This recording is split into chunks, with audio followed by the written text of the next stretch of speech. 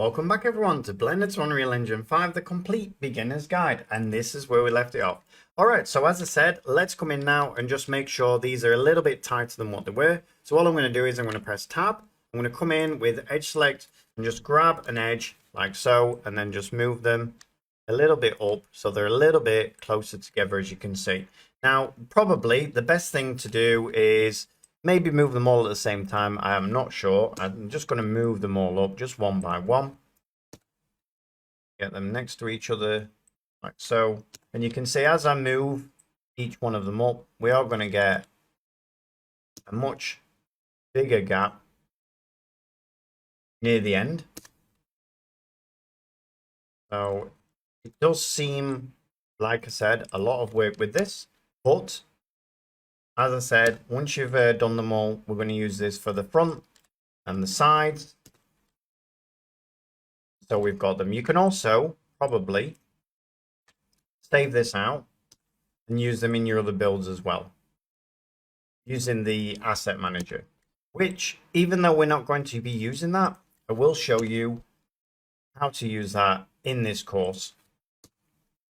And it's been upgraded actually a lot since its inception, so it's actually very, very user-friendly now. And it's something that you should definitely be incorporating into your work. Alright, so I've brought these up now. Let's have a look at what that looks like. If there's any massive gaps down there, double tap the A, just have a look. And no, I think that's absolutely fine. The last thing, of course, is I just need to stretch it out a little bit again. So S and Y, pull it out a little bit, like so. Alright, so before we actually move on move on to putting textures on here, we will play the Asset Manager short video for you, just in case you want to save out your assets as we move along. As I said, in this course, I'm not going to be saving out the assets or anything like that, but you might want to for yourself, and then it makes it easy just to plop them all in the same, bring them into Blender. Let's say you created this wooden wall and you want to bring that in for another build. Makes it really, really easy. All right, everyone, so I'll play that now and I'll see you on the next one. Thanks a lot. Bye-bye. Welcome everyone to the short introduction on the Asset Manager within Blender. Now, before we get started, let's take a quick look at what we're actually trying to achieve here. So if you see on the top left hand side here, I have actually one called Assets, which we're actually going to create. If we actually click on that, you'll see it opens up a new window, and within that window we have assets on the left hand side grouped together. Not only do we have assets, we also have actually a material library as well. So we're going to learn actually how to actually put these into this group and how Blender can actually find them. But before we do that, let me just show you how they actually work. So within my stylized assets, I have all of these assets which are from multiple courses, and I can simply drag and drop my asset actually into place. Now, the asset doesn't just come in with the actual model, it also comes in, if I click on my materials tab, with the actual materials. So I can bring any asset in and they should come in nice and flat for you into any scene that you want to create.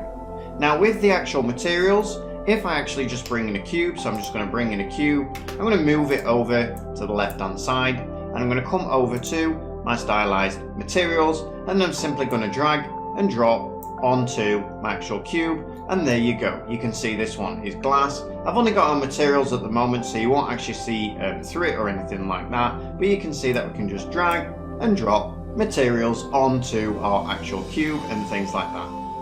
You can see that this one is wood, and you can see how easy it is just to drag and drop them on. Now, some of them, depending on how complex they are going to take a little bit longer actually to place on your cube, but apart from that, they work really, really well. Now, enough of all that, let's go back now to a brand new Blender file, and I'll show you exactly how we're going to set this up. So here we are in our Blender actual default view, and what I'm going to do is I'm first of all going to come up to the right hand side. I'm going to come across, and you'll notice if I come across the general, we have one that says asset. Now, some of you might not actually have asset, and if you haven't got asset, just click on something like modeling. We'll click on modeling, and you'll notice now that we've got another one called modeling.001, and the reason is, of course, because we already have one called modeling. Now, if I come and left click, so double left click on here, let's call this asset. like so. And then what I'm going to do is I'm going to right click, I'm going to pre-order this to the actual front. So we now have asset, layout and modeling. Now at the moment, this is just a copy of my modeling and I don't really want that. So what I want to do is I want to come down to the left hand side, and as I come to this corner, you'll see this little kind of cursor appear. And if I left click and drag, so from the corner, left click and drag up, you'll now have actual two windows. Now what you want to do is you want to come over to where this actual icon is here, left click it, and over on the right hand side you'll have one that says Asset Browser. And there we go. So now we actually have our asset browser, and now you can click on this anytime that you want. Now it's important for this to actually work that first of all I'm going to press tab just to get out of my edit view. If I come over to file and I come down, and what I want to do is I want to come to defaults and I want to save it as a startup file. But you don't probably want it here, like looking here in your assets when you first open up Blender. So if you don't want that, just come to modeling, and then what you're going to do is you're going to go to file, default, save startup file, and now every time you load up Blender you're also going to have this asset manager in place. Now how do we make groups? So the way we make new groups is, you can see here we can change this from all, you can see it's on current file, and you can see there's also an unassigned button. Now it's important that we keep that unassigned button there because many times I've created assets and I can't find them, and of course they'll be in the unassigned. Now let's create a new group. So if we create one called material,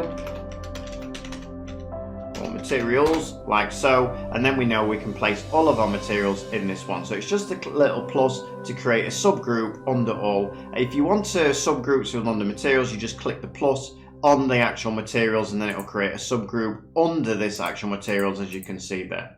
Alright, you can see there's also a little star there. That just means that we need to save this blend file out. So just save your blend file out if you actually want to save out these materials once you've actually got them in place. Now, how does Blender know where to actually look for these assets? Well, what you need to do is you need to come up to Edit, go down to Preferences, and then what you need to do is you can see over here where it says User Library. This is where Blender needs to actually know where to actually look. So you can see mine at the moment, I've created a desktop icon that's called Blender Assets, and that's where I'm actually telling Blender to actually go and look. Now, the thing is, any blend file that you create, just create a copy of it and actually put it into this new desktop blend file. It doesn't have to be in your desktop, but it needs to all be in the same file to actually work. Once you've actually done that, then we can close that down or save preferences. You can also do it that way. Close it down, and now you'll see if I come down to User Library, you will have a problem here that we haven't actually got anything in there. So if we go to Open Preferences, and now we click on this, and now I'm going to go to my desktop, and now I'm going to find my Blender Asset Library, which is this one here, and you can see I've got all of these blend files in there. If I click Accept now, close that down, and now when I come and actually click on my catalog, you can see that I've got all of these actual materials and things in place. This is why it's really important that you actually make sure that you actually put in your blend files into that directory. Now the next thing we need to discuss is how to actually create our actual assets. So for instance, let's create a material. So if I come over to the right hand side, I'm just going to create a cube material like so, and then what I'm going to do is I'm going to make a base color. So let's just change the base color to a red. Let's put it on material so we can see it, and there we go, we've got our cube material. Now what I want to do is I want to right click, I want to come down and mark as asset, and you'll notice now that it's got these kind of books stacked together, and that basically means that this has been saved out now as an actual material. Now of course this blend file hasn't been saved out into my assets, so all I need to do now is go to File, Save As, and then I'm going to go to my desktop and come to my Blender Asset Library, which is this one, and now I need to save this out as a blend file within here.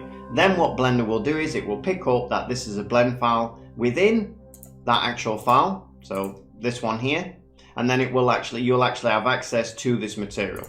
Now the next thing you need to do is you need to actually, let's save a cube out, for instance, instead of an actual material, let's save out an object. So all you do is you right click, come down to mark as asset, and again you'll see now that we've got those three actual stacked books. And now because you have actually saved this blend file out into your asset library, every single time now that we open Blender, so if I close this down and reopen Blender, you'll see you can go to your assets, and now we can see that we can go to our user library, open preferences, and let's find our actual Blender asset library, click accept, close that down, and there we go. You can see I've got all of my assets in. You can even see the ones that aren't actually assigned, but you can see I've got all of these assets in place already. Now, just before we finish up, a couple of things to remember. First of all, when you go to edit and preferences, you will see that this is normally red. You just have to name it something so it's not actually red, and then you won't have any problems with it. Second thing is that once you've taken the time to actually create all of your assets and all of the materials and things like that by right clicking them and mark as an asset, just remember to save that file out in the actual place where you save them out. So for me, it's my Blender asset library. If you don't save out a separate version of Blender in there and you end up overwriting it, then you will lose all of those assets, of course. Basically, it's a blend file just with all of your assets in there. That's all that should be in there. Alright everyone, so I hope you enjoyed that. A few troubleshooting problems at the end as well, and as they say, on with the show.